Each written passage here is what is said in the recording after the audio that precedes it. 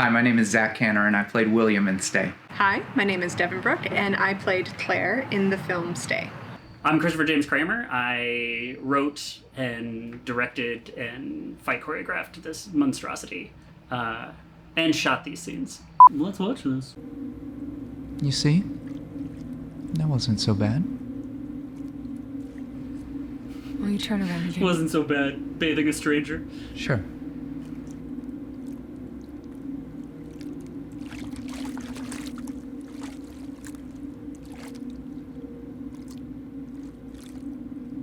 Would you hand me a towel?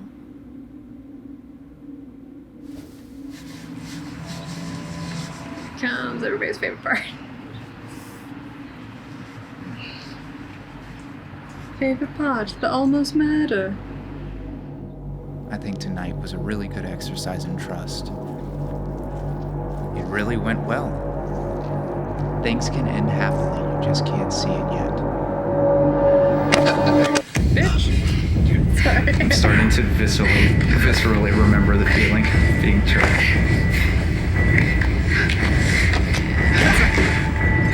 Yeah, the back slam into the wall. That was probably the These are good fight scenes. move I was most concerned about.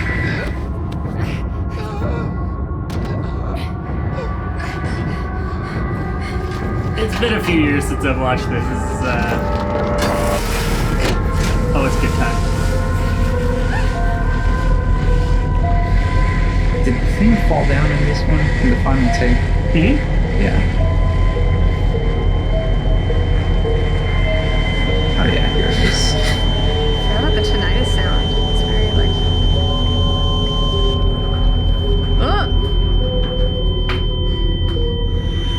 And I can't remember if my hands were just to the side of her, like what I was holding when I was holding her down. I think they were just to the side or like on her hands or something. She was like a dead marlin. I'm laughing just watching myself not. So this scene's cool because this is Claire fighting back, and she finds her ways to do it multiple times throughout the movie. And she's constantly changing tactics, which makes her a smart character, and that's why I like her. And this is her fully fighting back. This is also an interesting fight moment because this is the only time that we really see William's rage. You know, I can't remember the exact headspace I was in for William to go through all those emotions, but everything made sense. Everything is right there in the same thing, like pride that you're getting somewhere with this person, this relationship you want to, anger that it just got all fucked up, and then fear that it was your fault that you fucked up. He thought he had everything right. He thought it was going well. And then that turns on him and he flies off the handle to the point that he drowns her. When he pulls her out, there's that moment of I went too far, and he tries to fix it. And I think I'm reluctant to use the word beautiful for this particular moment, but I do think that was one of the strongest moments in the film because there is just a ton going on that people have to deal with. Barely even had to prep emotionally or anything like that. I was so torqued up from, I want to do this fight scene right, I want to get all the beats right and everything, that it was just easy to be full of adrenaline for it. That's the other thing though, is that, you know, that's why you must practice these things and beat them into the ground first, is that adrenaline can take over really, really easily and things can get dangerous. This was the first thing we filmed first day, so we definitely started at 11. Not in the morning, I meant. So it's Spinal Tap joke. Anyway. This being the first day of production, it was nice to get this out of the way. I can't remember how long we rehearsed it before, but it was like we all choreographed it, worked on it together, and then Zach and I just continued to rehearse the moves, rehearse, and everything was really thoroughly talked out, especially since we had to work out once we were in the space, the fall into the bathtub. I remember that being the most nerve-wracking part for our director, who was also helping us choreograph the stunt thing since he has a background in stunt choreography and is a stunt person. I have a fairly diverse background, and I did fight choreography and stunt work on the East Coast for a number of years before relocating to Los Angeles. The key to this was choreography. The key to this was just emotionlessly planning it out, move by move. Doing the fight choreography for this scene was actually a joy to me because I hadn't done fight choreography for quite a few years before that. And getting back into it specifically in this, where it's a very intimate fight scene, was a lot of fun because at no point in time is contact broken. You know, this was practically a grapple. And figuring it out, problem solving beforehand, and then once we problem solved every single motion, running it until it was like, you know, a Japanese no play where we go on stage and everyone knows exactly how much force and movement they're putting into every single thing. And then maybe when the camera rolled, layering some character onto it. William turns his back to Claire, and Claire wraps up the towel, throws it over the head.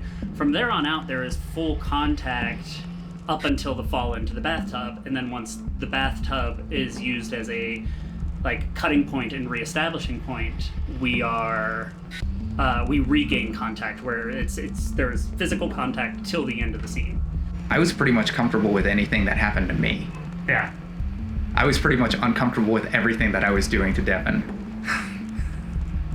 Something that was really nice filming this scene that looks very dangerous, it was completely safe. Like, everything was thoroughly choreographed, thoroughly talked through. It wasn't like they put me and my co-star Zach in a room and went, figure it out. No, everything was really, really thoroughly discussed.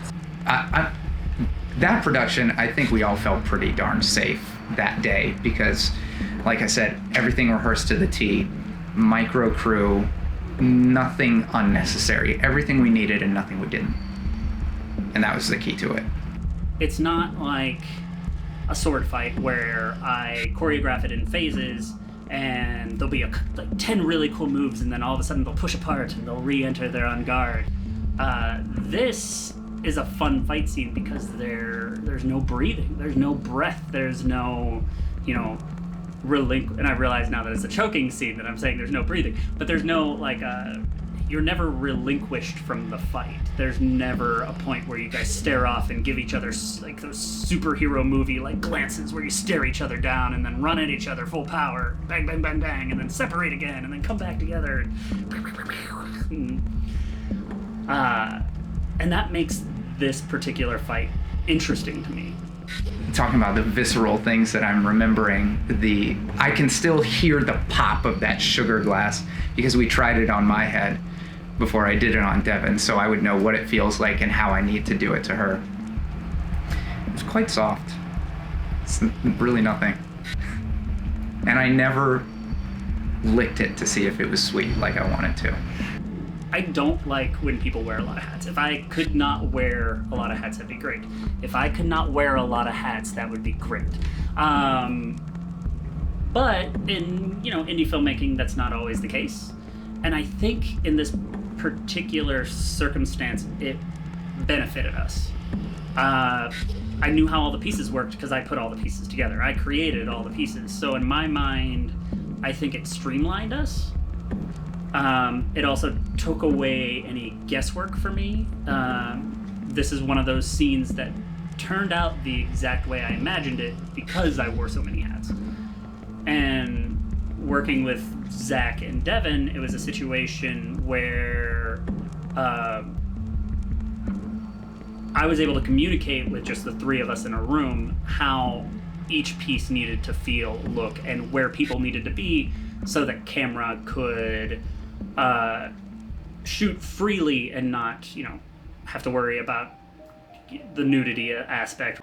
It's what appears to be a naked fight scene. I'm not truly fully naked, but there's the illusion of nudity. Nudity, I